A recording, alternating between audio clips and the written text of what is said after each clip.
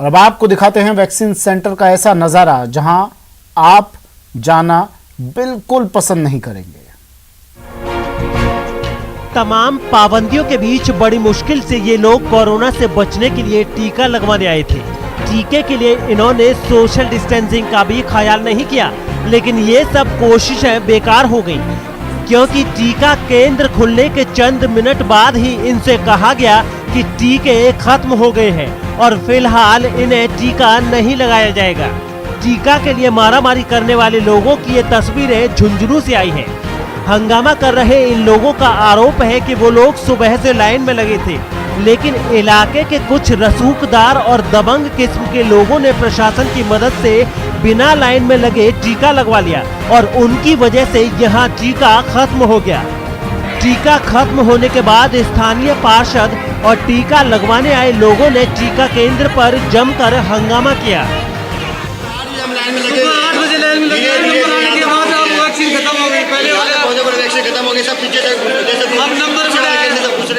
सुबह 7 से लोग लाइन में लगे हुए थे और प्रशासन के लोगों ने अपने जानकारों को बुला के वैक्सीन लगवा दी, जिससे पब्लिक बढ़ गई। वहीं भरतपुर में भी ऐसे कई लापरवाह लोग दिखे जिन्हें जान नहीं, सब्जी लेने की फिक्र ज्यादा है। इन तस्वीरों को देखकर तो ऐसा लग रहा है जैसे इन लोगों ने कसम ले ली है कि ये नहीं सुधरेंगे। चाहे कितने भी लोग कोरोना संक्रमित हो जाए, कितने भी लोगों की मौत हो जाए, तीसरी लहर आ जाए, इन्हें तो बस सब्जी भाजी से मतलब है, चाहे इसके लिए भीड़ ही क्यों न लगानी पड़े। नहीं सुधरने की कसम खाए लोगों की ये तस्वीरें भरतपुर की हैं, जहां प्रशासन की सारी व्यवस्थाएं तार-तार हो चुकी हैं। ऐसा लग रहा है कि अब पुलिस वालों ने भी इन्हें इनके हाल पर छोड़ दिया है। अब इन पुलिस वालों को देख लीजिए, आसपास लोग पाबंदियों की धज्जियां उड़ा रहे हैं और ये लोग पेड़ों की छांव में ठंडी ठंडी हवा का लुत्फ ले रहे हैं। इन पुलिस वालों की लापरवाही की वजह से भरतपुर के लोग लापरवाह हो रहे हैं। ऐसे में इन्होंने अगर लापरवाही नहीं छोड़ी तो कोरोना की तीसरी लहर आने में देर नहीं लगेगी।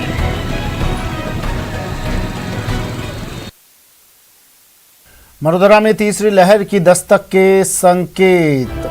18 से कम उम्र वाले 6000 से ज्यादा बच्चे अब यहाँ पर संक्रमित पाए गए हैं। जयपुर, भरतपुर, राजसमंद, दौसा से ये केस सामने आए हैं। जयपुर में अब तक 8000 से ज्यादा बच्चे संक्रमित मिले हैं। भरतपुर में अब तक 946 मामले सामने आ चुके हैं। 7 जनवरी से लेकर 22 मई तक 946 मामले सामने आए हैं। राजसमंद में 18 दिनों में 343 बच्चे संक्रमित हुए हैं। 1 माह से लेकर 18 साल तक के बच्चे इस संक्रमित हुए हैं, इसमें शामिल हैं बच्चे। दौसा में 341 बच्चे कोरोना से संक्रमित हुए।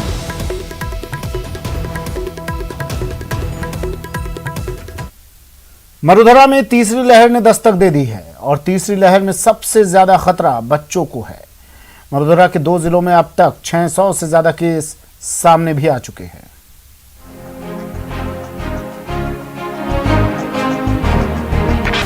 मरुधरा के 2 जिलों में बच्चे बहुत तेजी से कोरोना संक्रमित हो रहे हैं और ऐसे में आशंका जताई जा रही है कि मरुधरा में कोरोना की तीसरी लहर ने दस्तक दे दी है।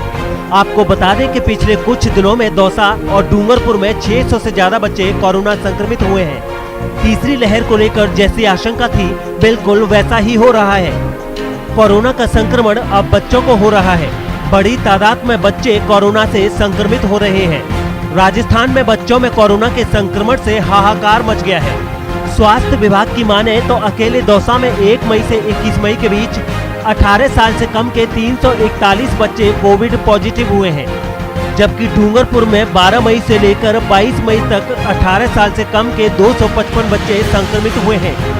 जब हम सैंपल लेने आते हैं घरों के अंदर, माँ बाप पॉजिटिव होते हैं, उनके घर के परिवार के पॉजिटिव होते हैं, तो बच्चे भी पॉजिटिव आते हैं, ऐसा कोई इशू वाली बात नहीं। लेकिन अभी तक एक भी न तो एडमिट हुआ है, न ही कोई बीमार बताया गया है, नहीं इसको किस तरह का इलाज हुआ है। ये हमारे लिए बड़ी अच्छी खुशी की खबर है कि हमारे जो बच्चे हैं वो इम्यूनिटी इतनी बूस्ट है उनकी कि वो संक्रमण का असर उनको बीमार नहीं कर पा रहा है। संक्रमित थे वो बात सही है, वो हमारी रिपोर्ट्स में पॉजिटिव आए हैं, लेकिन अभी तक कोई रिकॉर्ड एडमिट होने का या बीमार होने का या इलाज होने का कोई हमारे पास नहीं है।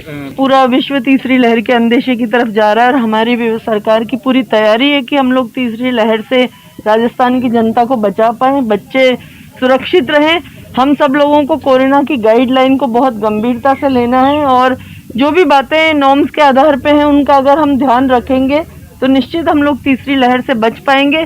देखिए ये आंकड़ा एक बार देखना पड़ेगा। ये जो हमारे डेली के कोविड के फिगर्स आते हैं उसमें एस्टिमेट करना पड़ेगा। टोटल हमारे ज़िले में जब मैक्सिमम पीक था उसमें 3-3.5 हज़ार टोटल पॉपुलेशन एक्टिव केसेस थे और आज की तारीख में हम लोग 1000 से भी कम है और हमारा positivity rate is less than 7% और हमारा oxygen bed occupancy is now less than 50%, मतलब 50% से अधिक बेड्स हमारे पास अवेलेबल हैं, वेकेंट हैं और फैसिलिटी ये काफ़ी अच्छे फिगर्स में कहना चाहूँगा। हम लोग काफ़ी रिकवरी की तरफ बहुत तेज़ी से बढ़ रहे हैं और आशा करता हूँ कि जो लॉकडाउन की गाइडलाइन सरकार ने निकाली है ये भविष्य में भी हम पालना करते हुए कोविड को पूरी तरह से पराजय करें। डूंगरपुर के सीएमओ का कहना है कि पिछले 10 दिनों में 250 से ज्यादा बच्चे कोरोना संक्रमित हुए हैं। राहत की बात सिर्फ इतनी है कि कोविड के चलते किसी बच्चे की मौत की खबर नहीं आई है, लेकिन खतरा तो खतरा है और कोविड ऐसी बीमारी है जिसमें कब किसे क्या हो जाए कुछ कहा नहीं जा सकता।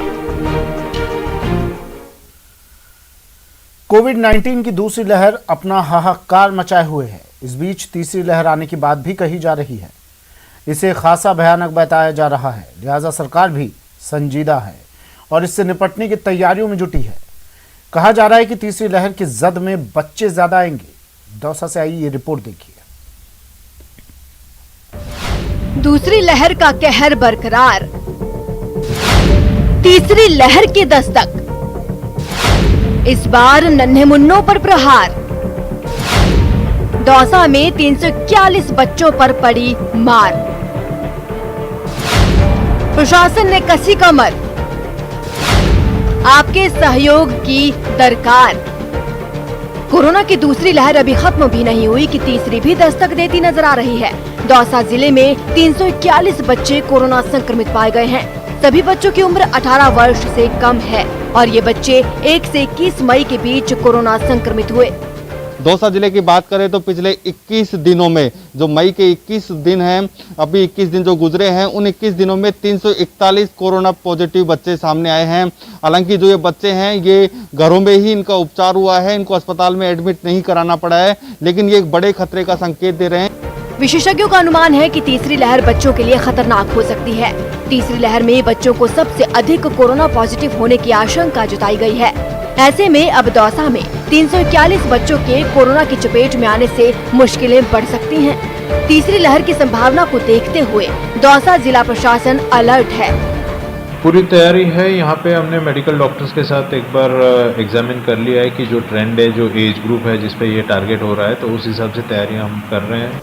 हेल्थ एक्सपर्ट्स की माने तो ज्यादातर बच्चे जो कोविड से प्रभावित हैं, उनमें सामान्य रूप से हल्का बुखार, खांसी, जुकाम, सांस लेने में दिक्कत, दस्त, खाने में स्वाद न आना, सूंघने की क्षमता कम होना, थकान, गले में खराश, मांसपेशियों में दर्द और नाक बहने जैसे लक्षण शामिल हैं। 341 बच्चों का जो आंकड़ा आया है ये निश्चित रूप से डराने वाला है और सजग करने वाला है। ऐसे में सरकार को और प्रशासन को समय रहते हुए बड़े कदम उठाने पड़ेंगे, उचित कदम उठाने पड़ेंगे ताकि जो तीसरी लहर है उससे लड़ा जा सके। आशीष शर्मा, न्यूज़ 18, दौसा। दौसा में जहां पर 341 बच्चों के संक्रमण होने वाले मामले में सीएमएचओ डॉक्टर मनीष चौधरी का बयान आया है कि 21 दिन में बच्चे संक्रमित हुए थे, लेकिन सभी बच्चे फिलहाल बीमार नहीं हैं। सीएमएचओ ने कहा कि दौसा स्वास्थ्य महकमा तीसरी लहर के लिए पूरी तरह अलर्ट है। जब हम सैंपल लेने आते हैं घरों के अंदर, माँ बाप पॉजिटिव होते हैं, उनके घर के परिवार के पॉजिटिव होते हैं, तो बच्चे भी पॉजिटिव आते हैं, ऐसा कोई इशू वाली बात नहीं। लेकिन अभी तक एक भी न तो एडमिट हुआ है, न ही कोई बीमार बताया गया है, न ही इसको किसी तरह का इलाज हुआ है। ये हमारे लिए बड़ी अच्छी खुशी की खबर है कि हमारे जो बच्चे हैं वो इम्यूनिटी इतनी बूस्ट है उनकी कि वो संक्रमण का असर उनको बीमार नहीं कर पा रहा है। संक्रमित थे वो बात सही है, वो हमारी रिपोर्ट्स में पॉजिटिव आए हैं, लेकिन अभी तक कोई रिकॉर्ड एडमिट होने का या बीमार होने का या इलाज होने का कोई हमारे पास नहीं है। पूरा विश्व तीसरी लहर के अंदेशे की तरफ जा रहा है और हमारी भी सरकार की पूरी तैयारी है कि हम लोग तीसरी लहर से राजस्थान की जनता को बचा पाए, बच्चे सुरक्षित रहें। हम सब लोगों को कोरोना की गाइडलाइन को बहुत गंभीरता से लेना है और जो भी बातें नॉर्म्स के आधार पे हैं उनका अगर हम ध्यान रखेंगे तो निश्चित हम लोग तीसरी लहर से बच पाएंगे। देखिए ये आंकड़ा एक बार देखना पड़ेगा। ये जो हमारे डेली के कोविड के फिगर्स आते हैं उसमें एस्टिमेट करना पड़ेगा। टोटल हमारे ज़िले में जब मैक्सिमम पीक था उसमें 3-3.5 हज़ार टोटल पॉपुलेशन एक्टिव केसेस थे और आज की तारीख में हम लोग 1000 से भी कम है और हमारा positivity rate is less than 7% और हमारा oxygen bed occupancy is now less than 50%। मतलब 50% से अधिक बेड्स हमारे पास अवेलेबल हैं, वेकेंट हैं और फैसिलिटी ये काफ़ी अच्छे फिगर्स में कहना चाहूँगा। हम लोग काफ़ी रिकवरी की तरफ बहुत तेज़ी से बढ़ रहे हैं और आशा करता हूँ कि जो लॉकडाउन की गाइडलाइन सरकार ने निकाली है ये भविष्य में भी हम पालना करते हुए कोविड को पूरी तरह से पराजय करेंगे। वहीं राजसमंद जिले में महज 18 दिनों में 343 बच्चे कोरोना संक्रमित हुए हैं जो 18 साल से कम उम्र के हैं। राजसमंद सीएमएचओ डॉक्टर प्रकाश चंद्र शर्मा का कहना है कि तीसरी लहर जैसी अभी फिलहाल कोई बात नहीं है। परिवार में कोई संक्रमित आने पर या किसी के संपर्क में आने से बच्चे संक्रमण का शिकार हो रहे हैं। वहीं आरके जिला अस्पताल के पीएमओ डॉक्टर ललित पुरोहित का कहना है कि तीसरी लहर की संभावना को देखते हुए आरके जिला अस्पताल में अभी से तैयारी शुरू कर दी गई है। वहीं जिन संसाधनों की कमी है उसे बहुत जल्दी राज्य सरकार के सहयोग से पूरा कर लिया जाएगा।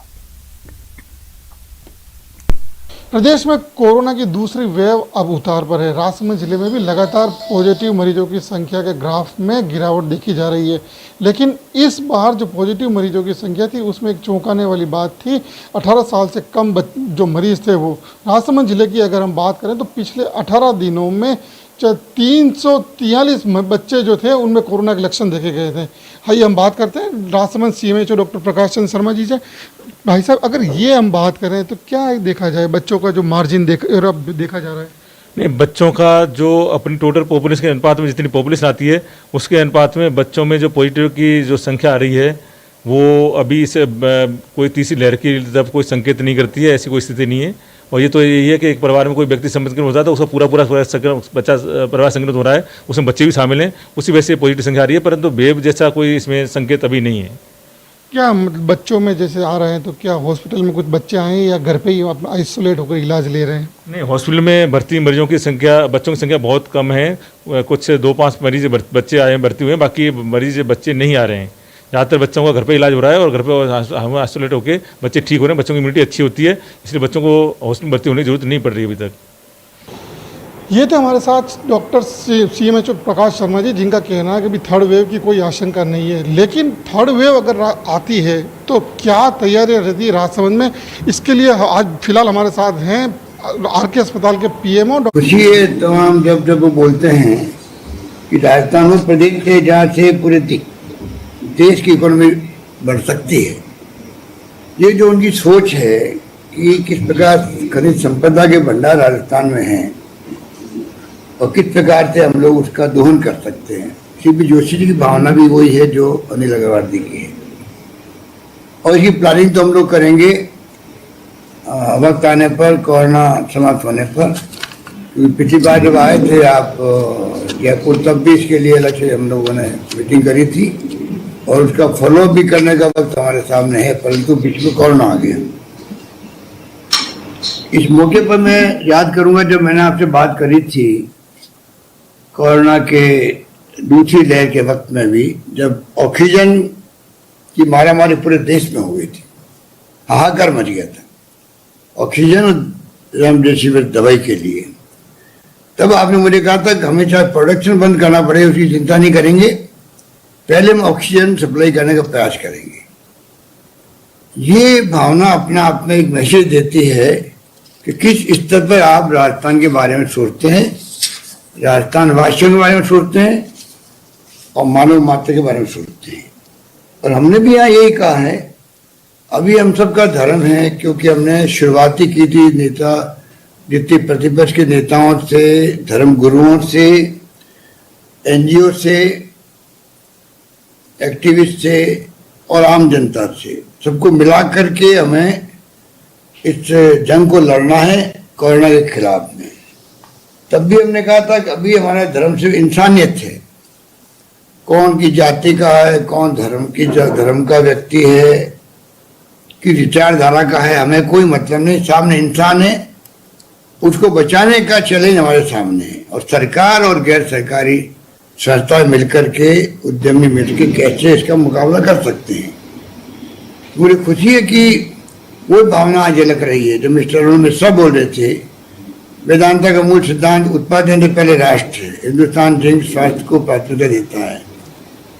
और ये ठीक कहा शिव जोशी जी ने भी कि दरिबा प्लांट से भी और बाकी भी जो आपके प्लांट है उससे हमें पूरा सहयोग मिल रहा है। ऑक्सीजन की सप्लाई में भी आप लोगों ने बड़ी भूमिका अदा करी है क्राइसिस के वक्त में। आपने जिस प्रकार से फैजाबाद से मंगाए, इक्विपमेंट मंगाए और उत्पादन बढ़ाया यहाँ पर, उनको हम भूल नहीं सकते। क्योंकि उस वक्त तो एक हाहाकार मच गया तक पता नहीं होगा क्या, क्योंकि ऑक्सीजन के लिए 2 घंटे ऑक्सीजन बची हुई है अस्पताल में, 4 घंटे बची हुई है, ऐसी खबरें आ रही थी राजस्थान से नहीं पूरे देश भर से। उस वक्त में बहुत बड़ी भूमिका मैं समझता हूँ कि हिंदुस्तान जिंक, हम इस बात का एहसास हमेशा रखेंगे। 350 बेड का आपने कोविड केयर सेंटर बनाया, 100 बेड का ऑक्सीजन बेड वाला हॉस्पिटल बनाया जा रहा है। ये तमाम बातें मैं समझता हूँ कि बहुत मायने रखती है। आपने ठीक कहा, चिरंजीव योजना जो है जिसमें 5 लाख तक का बीमा हम लोगों ने निःशुल्क किया है पूरे परिवार का, कि वो बहुत शानदार योजना ये है। और इसमें सिर्फ 1/5 आबादी से, बहुत कम आबादी से 850 रुपये जो प्रीमियम का आधा पैसा लिया जा रहा है, बहुत कम लोगों से, मामूली लोगों से। बाकी 3/4 तो मैं समझता हूँ 3 से ज़्यादा लोग तो फ्री ऑफ चार्ज है, बिल्कुल निःशुल्क है। और वो इंडोर इलाज के लिए है, क्योंकि हमारे यहाँ पहले से आउटडोर के लिए दवाएं फ्री हमने कर रखी है, 5 साल पहले ही टेस्ट फ्री कर रखे हैं। और ये जो अब जो स्कीम लेके आए हम लोग, इसके अंदर तो राजस्थान वासी सब जुड़ेंगे। और इसमें जो भी पेशेंट भर्ती होगा उसके 5 दिन पहले का, और जब वो छुट्टी हो जाएगी अस्पताल से 15 दिन बाद तक का भी खर्चा इसी में शामिल है। जितना खर्चा होगा वो इंश्योरेंस कंपनी देगी। आपकी जानकारी में इस बात की मुझे बहुत प्रसन्नता है कि आपने कहा कि दूसरे राज्य भी इसको अपनाना चाहेंगे। और ये बात सोच के हम लोगों ने पहली बार विज्ञापन दिया पूरे देश के अंदर, राज्यों में भी मालूम पड़े पूरे देश को कि एक ऐसी स्कीम राजस्थान में लागू हुई है। उसको देख के हो सकता है अन्य सरकारें भी इसको चालू करे, लागू करे। इसीलिए हमने इस बार विज्ञापन जो है राष्ट्रव्यापी दिया था इसका। मुझे खुशी है कि जो खबरें आ रही है राजस्थान से भी लोग इसको वेलकम कर रहे हैं। वैक्सीनेशन के बारे में कहना चाहूँगा कि ये आपने खुद ने कहा, मुझे खुशी हो रही है कि आधार पूना वाला से आपने बात भी कर ली। आज राजस्थान में बाकी तो बातें हम लोग चाहते हैं कि केंद्र सरकार, राज्य सरकारें मिलकर काम करें। बहुत बड़ी चुनौती है, बहुत बड़ा घातक ये कोरोना की दूसरी वेव आई है। और जो इसका कोड है नया वेरिएंट का, उसके बारे में भी आज हमारे हेल्थ मंत्री खुद बोल गए हैं कि D1617.3 ये वेरिएंट जो है अक्टूबर में आया था महाराष्ट्र के अंदर। और यूके के प्राइम मिनिस्टर बोरिस जॉनसन ने भी कहा कि एक वेरिएंट आ गया है इंडिया से, इसलिए हमें अनलॉक करने में तकलीफ आ रही है। आज पहली बार हमारे केंद्रीय स्वास्थ्य मंत्री ने कहा है कि ये वेरिएंट वास्तव में चिंता का विषय है। ये भी इसका मुकाबला भी करेंगे सब मिलकर के। परंतु ये जो वैक्सीनेशन की बात मैं इसलिए कह रहा हूँ कि हम लोग बराबर करीब 300 हमने की होगी राजस्थान में। लगातार 13-14 महीने हो गए हैं, लगातार मॉनिटरिंग कर रहे हैं। शुभकामनाएं सर। राजसमंद खुशी है, सही है। तो ये जो है पूरे प्रदेशवासी सुन रहे हैं, उन सभी भी मैं कहना चाहूँगा और आपसे मैं निवेदन करूँगा कि ये वैक्सीन का काम जो है उसमें भारत सरकार की आलोचना भी बहुत हो रही है वैसे, क्योंकि समय पे हम लोगों ने बुक नहीं करवाया। दुनिया के मुल्कों से किस प्रकार ला सकते हैं, हमारे यहाँ 2 कंपनियों ने इसको ईजाद किया तो हमें सुनने में आ रहा है कि अभी वक्त आ गया है। डॉक्टर मनमोहन सिंह जी ने भी रिक्वेस्ट की है प्राइम मिनिस्टर से, कि आप इनको ओपन कीजिए, 10-15-20 कंपनियों को दीजिए बनाने के लिए एक साथ में, क्योंकि 130 करोड़ की आबादी से ज़्यादा आबादी देश के अंदर है, उसका वैक्सीनेशन करना अपना में चुनौती है। और ये सिद्ध हो चुका है कि जो वैक्सीनेशन करवा लेता है उसके बाद में कम से कम अगर वो कोरोना पॉजिटिव भी आता है तो माइल्ड आता है। जैसे मैं खुद भी वैक्सीनेशन करा चुका था तो मुझे कोरोना हुआ तो बहुत माइल्ड हुआ और भी निकल गया। तो ये जब सबको मालूम है कि वैक्सीन का क्या इम्पोर्टेंस है, इसमें मैंने कल हमारी रेसी हुई थी एक इंटरनेशनल कंट्रीज से, तमाम जो हमारे NRIs है उनसे डॉक्टर जुड़े हुए थे पूरी दुनिया भर के, उनको मैंने रिक्वेस्ट की कि आप नज़र रखें सब मुल्कों पर, अमेरिका के भी थे, UK भी थे, सबके थे, कि जहाँ भी हमें मौका लगे, क्योंकि केंद्र सरकार ने छोड़ दिया राज्य सरकारों पर 18+ जो है आबादी उसकी आप जिम्मेदारी लें, आप खरीदें, आप सीधा लगाएं। हमारे पास 3000 करोड़ का भार भी आ गया। चुनौती हमारे सामने बहुत बड़ी बड़ी है, परंतु हम लोग ने स्वीकार किया कि अगर हम मांग तो भी तो कर रहे हैं केंद्र सरकार का आपको ही करना चाहिए, क्योंकि 5-6 तरह की वैक्सीन है, सब फ्री लगती है। ये तो कोरोना बहुत भारी घातक महामारी, तो इसकी तो भारत सरकार को पूरे देश के अंदर एक सी नीति बना करके करनी चाहिए, जो 60+ की थी, 45+ की थी एज के हिसाब से, उसी ढंग से 18+ भी आने वाले वक्त में बच्चों के लिए भी ट्रायल चल रही है, उसकी भी ज़्यादा बेहतर रहता। अब सब राज्य सरकारें टेंडर कर रही है, ग्लोबल टेंडर कर रही है।